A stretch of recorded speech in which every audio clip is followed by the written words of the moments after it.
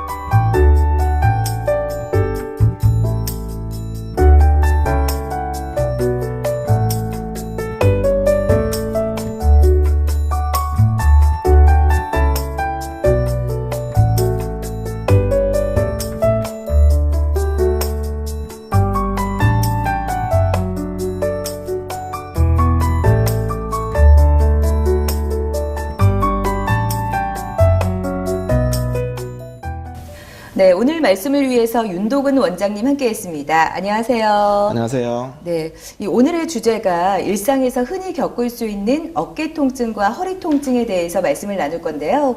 이 원장님은 환자 진료를 보면서 환자분들이 어떤 질환을 가장 많이 호소하나요? 네, 많은 환자분들이 생활 습관의 변화 및 노화와 연관된 통증을 많이 겪으시는데요. 우선 어깨 통증과 관련된 질환으로 50견으로 알려져 있는 유착성 피막염과 회전근개 힘줄 파열, 스케슨 건연 등이 많습니다. 허리 통증으로는 추간판 탈출증과 척추관 협착증으로 인해 통증을 호소하는 경우가 많습니다. 네, 그러면 이런 질환들이 왜 나타나고 또 어떻게 치료하는지 굉장히 궁금한데요. 먼저 어깨 통증부터 알아보겠습니다. 제가 알기로는 중장년층에서 이 50견이라는 말을 많이들 하시거든요. 정확히 50견이란 어떤 건가요? 네, 50견은 흔히 50세 이후에 어깨를 둘러싼 관절막의 노화와 염증으로 인한 비후로 인해 특별한 외상 없이도 어깨가 굳어지는 질환으로 시간이 경과될수록 심한 통증과 더불어 어깨 관절의 운동 범위가 감소하는 것이 특징입니다. 50견이라고 했지만 이것은 증상을 나타내는 표현이고 50견의 정확한 의학 명칭은 유착성 관절낭염입니다. 관절의 운동 범위가 얼마나 되냐에 따라서 50견의 상태를 진단할 수 있습니다. 네, 그렇다면 어떤 증상이 나타났을 때 50견이라고 의심할 수 있죠?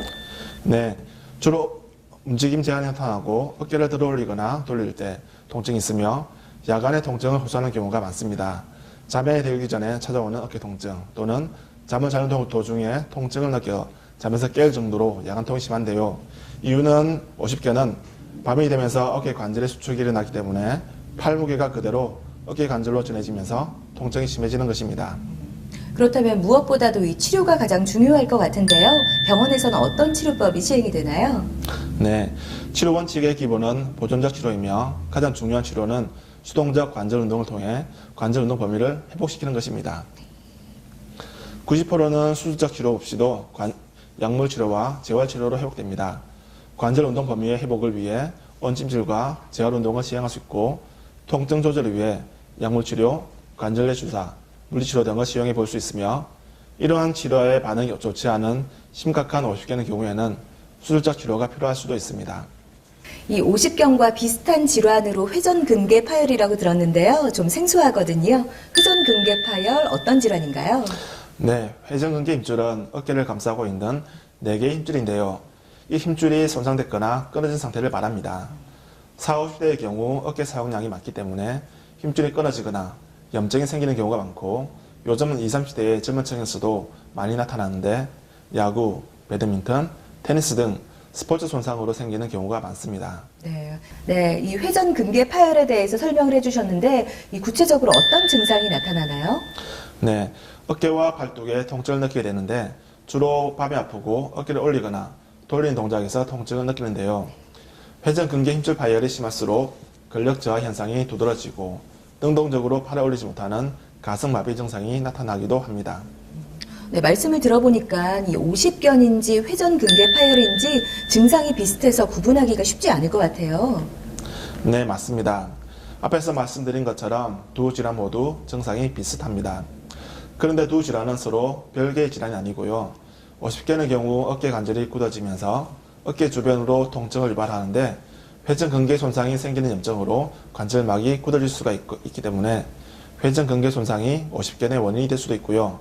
또한 오십견이 2차적으로 회전 근개 힘줄 파열에 악영향을 끼치기 때문에 밀접한 관계가 있다고 할 수 있습니다. 또한 회전 근개 힘줄 파열에 관절의 경직이 동반되어 있는 경우가 많습니다. 오히려 어깨 질환은 목 디스크와 감별을 요하는 경우가 많기 때문에 어깨 통증이 있을 때 초기에 내원에 정확한 진단을 하는 것이 중요합니다. 네, 그렇다면 구체적으로 어깨 회전 근개 힘줄 파열 치료법이 궁금한데요. 네, 치료는 크게 비수술적 치료와 수술적 치료로 나눌 수 있습니다. 비수술적 치료로는 약물치료, 관절내 주사 치료, 물리치료 및 도수치료, 그리고 인대 강화 주사로 불리는 플로로세라피, 체충기파 등이 있습니다. 비수술적 치료에 반응이 없는 경우 수술적 치료가 필요합니다. 네, 또 다른 질환으로 이 석회와 건염으로 병원을 찾는 분들도 많다고 들었습니다. 석회와 건염 어떤 질환인가요? 네. 어깨 관절에 스케성 물질이 쌓이면서 어깨 관절의 가동 범위가 감소하고 어깨 통증을 유발시키는 질환입니다. 석회는 우리의 몸에서 뼈를 형성하는 성분으로 발생하는 원인에 대해서는 아직까지 명확하게 밝혀진 바가 없습니다. 하지만 노화나 혈류 공급의 장애 등의 이유로 석회가 발생한다고 보고되고 있습니다. 주로 젊은 층에서 나타날 수 있는 반응성 석회성 건염과 힘줄의 노화와 손상으로 인한 퇴행성 석회성 건염으로 분류될 수 있습니다. 네, 말씀을 들어보니까 이 통증이 굉장히 심할 것 같거든요. 이 다른 증상으로는 어떤 것들이 있나요? 네, 어깨에 석회성 건염이 발생하면 목뿐만 아니라 어깨나 팔뚝 부위에 뻐근함을 느낄 수 있으며 어깨를 누르거나 압력이 가해질 때 통증이 더 심해지기도 합니다. 또 팔을 올리기 힘들어 생활에 불편함을 초래하기도 하는데요. 이러한 경우는 최대한 팔의 사용을 삼가고 안정과 휴식을 취하는 것이 좋습니다. 이 석회와 건염, 이 어깨 안에 무언가를 빼내야 하는 질환이기 때문에 아무래도 치료법도 남다를 것 같아요. 어떤 방법이 있나요? 네, 방문하시는 환자분들을 대상으로 진단 결과 석회성 건염이라고 말씀을 드리면 대부분 환자분들이 심각한 상태인가요? 수술해야 하나요? 라는 질문을 하십니다. 질환에 대해 이해하고 계시는 부분이 아주 적기 때문에 어찌 치료해야 하는지, 수술이 최선의 방법인지 등 치료에 대한 걱정 섞인 목소리로 치료에 대한 부담감을 표현하십니다. 하지만 석회성 건염은 심하지 않은 대부분의 경우에 비수술 치료를 통해 충분히 정상 호전을 기대할 수 있습니다. 스케줄의 크기가 작거나 힘줄 손상이 심하지 않은 경우라면 수술을 하지 않는 것이 원칙입니다. 약물 치료나 찜질, 주사 치료, 체외 충격파 치료, 재활치료 등 보존적 치료로도 치료가 되기 때문에 석회성 건염이라는 진단을 받았다고 너무 우울해하실 필요는 없습니다.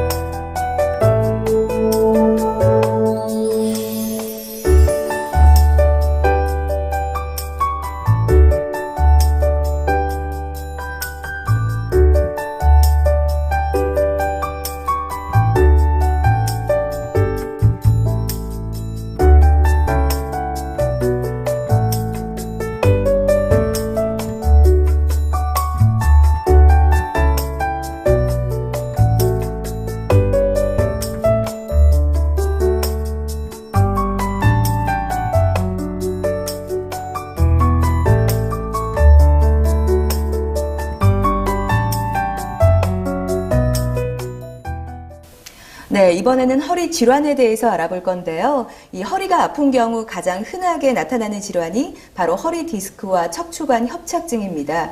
이 허리 디스크는 정확히 어떤 질환인가요?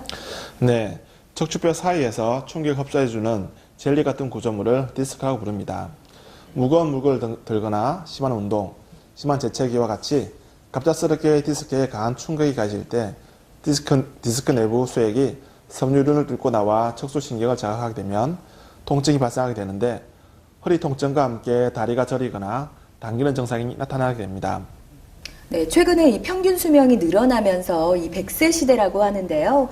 수명이 빠르게 증가하는 동시에 많이 늘어나는 질환이 바로 척추관 협착증이라고 합니다. 이 척추관 협착증은 어떤 질환인가요?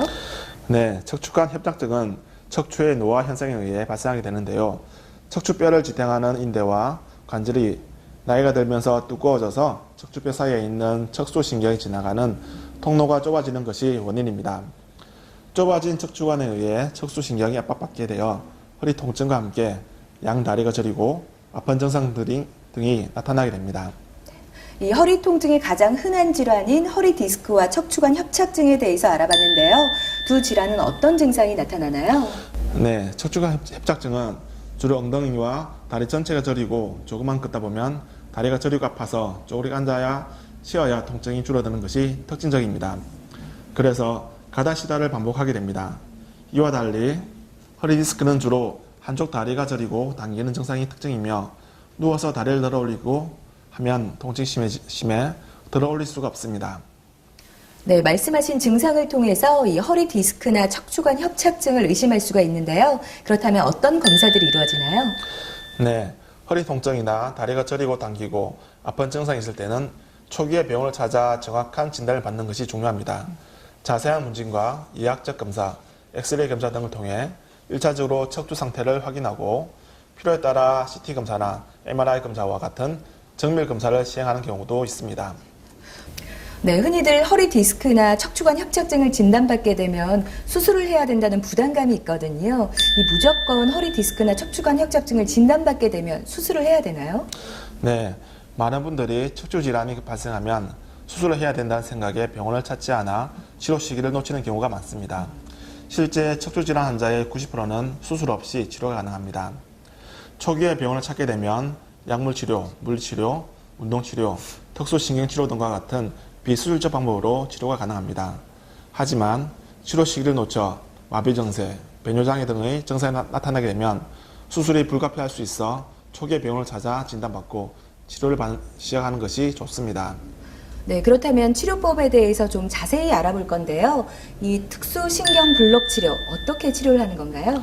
네, 특수신경 블록 치료는 수술 없이 허리 디스크와 척추관 협착증을 치료하는 방법으로 실시간 영상 장치를 이용하여 직접 척추 상태를 확인하며 통증의 원인이 되는 부위를 찾아 치료 약물을 주입하는 특수 치료법입니다. 척추 주위의 근육을 이완시키고 관절 기능을 회복시켜주는 약물, 신경의 염증과 부종을 줄여주는 항염증제, 신경 주위의 유착을 녹여주는 효소제 등의 약물을 주입하여 척추의 기능을 정상화시켜주는 최신의 치료법입니다. 네, 수술하지 않고서도 허리 질환을 치료할 수 있다고 하니까 굉장히 희소식인데요. 이 비수술적 치료라고 해도 아프거나 위험하지 않을까 걱정이 되거든요. 어떤 걸 유념해야 될까요? 네, 특수신경 블록 치료는 실시간 영상 장치인 C암 장비로 직접 보면서 시술하기 때문에 안전하며 임상 경험이 풍부한 의료진에 의해 시술할 경우 환자 개개인의 상태에 맞게 시술 부위와 약 성분을 결정하게 되므로 안정성과 치료 효과를 극대화할 수 있습니다. 시술 시에도 통증이 거의 없고 의료진과 대화하며 편안하게 시술받을 수 있으며 시술 시간도 몇 분 이내로 부담 없이 치료받을 수 있습니다. 네, 그렇다면 이 척추관 협착증이나 허리 디스크 외에도 이 특수신경 블록 치료로 어떤 허리 질환을 치료할 수 있나요?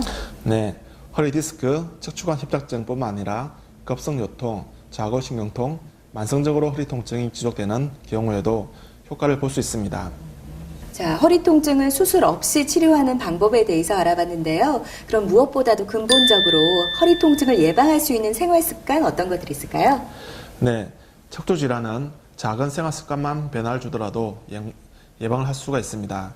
양반 나래 하기, 무거운 물건 들기, 쪼그리 감기 등은 디스크에 부담을 줄 수 있어 피하는 것이 좋습니다.